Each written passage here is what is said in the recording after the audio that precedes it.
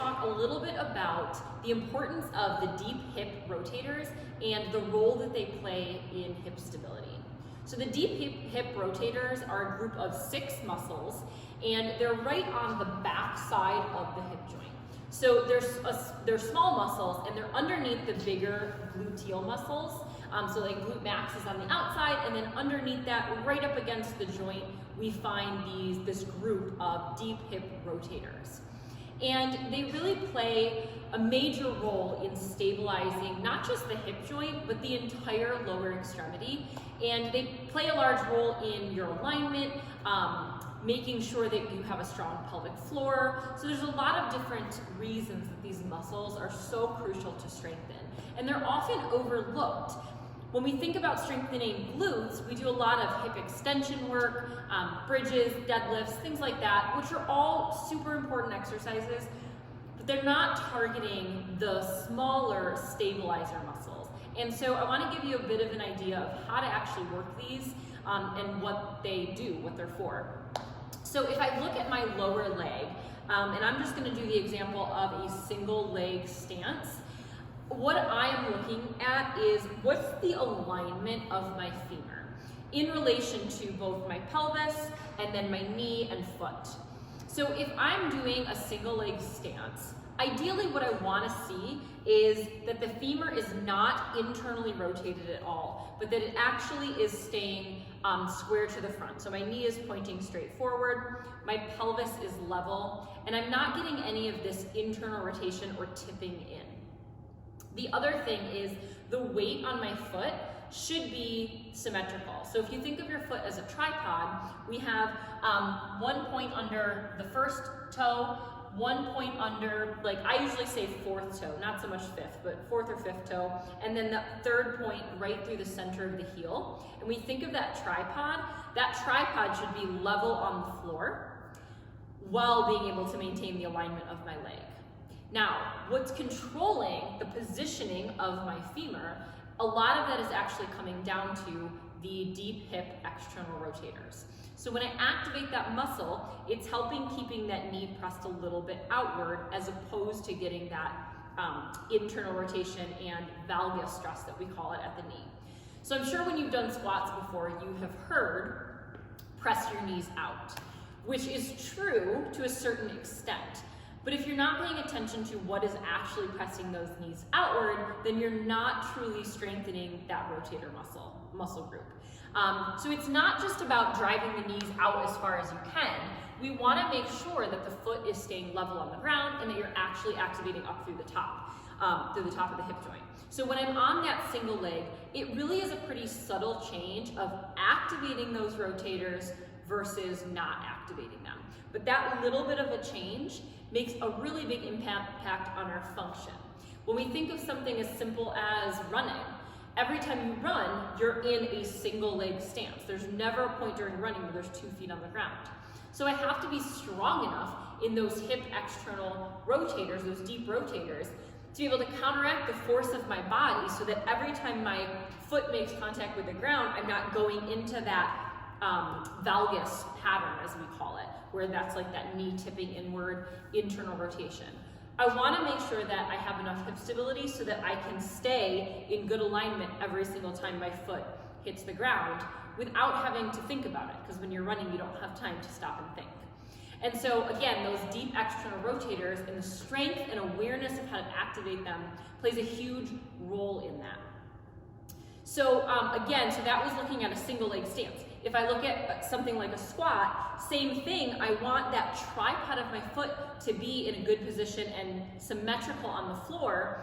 Now when I go down into my squat, I'm not just imagining driving my knees out as far as I can, I'm actually thinking about activating those deep rotators up in the top of my hip joint, and that is what is pulling my knees out into the correct position. So my knee should be over the center of my foot. It shouldn't be over the outside of my foot, but more the middle. So for a lot of people, they have a hard time getting into that position without feeling discomfort or restricted range of motion in their hips. And some of that is because we focus so heavily on this driving the knees outward and this external rotation. And actually one thing that can help that is working into your internal rotation a little bit more. So making sure that you're focusing on not just external rotator mobility, but also internal rotation. So my favorite way to do that is just with a simple 90-90 stretch here. I'm trying to keep my shoulders level. I'm trying to keep this hip joint down closest to the ground, and this is the leg that's going to be getting internal rotation. And I can work through that motion a little bit, mobility here with some rotation, which then when I get into my squat should hopefully translate into the ability to keep those knees aligned with the center of the foot versus pressing so far outward. So that's mobility-wise one thing that will help. So then we also need to look at how do you find the activation in these deep external rotators, and what should it feel like? And there's a lot of different exercises that you can do to strengthen these muscles. I actually have an entire blog post on it, so if you guys head over, I'll put the link below, but if you head to my blog at pointewellness.com, there is an entire blog post about the importance of the deep rotators and my favorite exercises. But I'll show you one of my favorite ways is through a standing clam. Now, you probably are familiar with the more traditional clamshell, where you're laying on the ground, rotating this leg upward this way. So that's working those rotator muscles.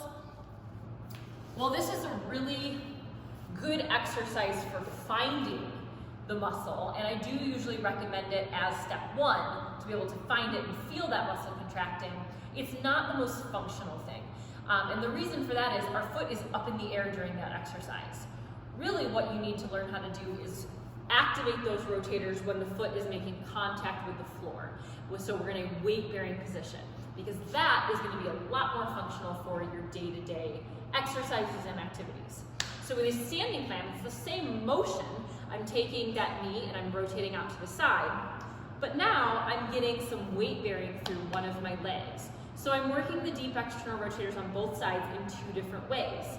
One in the open chained position, and with the moving leg, I want to make sure that my knee is in line with the other knee, or even just slightly behind it, this way, and that's going to bias the rotators versus the front of my hip. And then I also want to strive to get the knee higher than the ankle if I can, while maintaining a level pelvis, so I'm not opening to the side this way. So that's working the rotators, pretty easy to tell on the working side. On the support leg, I'm also working those deep external rotators, because what I'm having to do, kind of like the example at the beginning with that single leg stance, I'm having to activate those rotators to keep that femur from internally rotating. So I'm activating the hip, pressing gently outward on the knee. This weight on my tripod is symmetrical, but I'm pushing outward with the hip, and then I'm going into that motion. So I'm working both sets of deep external or deep rotators, one in open chain, one in closed chain. Really focus on this closed chain leg. That's where most people aren't paying attention as much. So they feel it in this leg, which is great, but they're not paying so much attention to the alignment on the weight-bearing side. And that was really what it all comes down to for function and making this translate over into your day-to-day activities. So give that a try, see how it feels. Like I said, head over to my blog. The link is, I'll put below for you guys. Check out some of my other favorite ways to strengthen these muscles, and I hope that that ties it together a little bit more about what it actually means to utilize those deep hip rotators and why they are so important.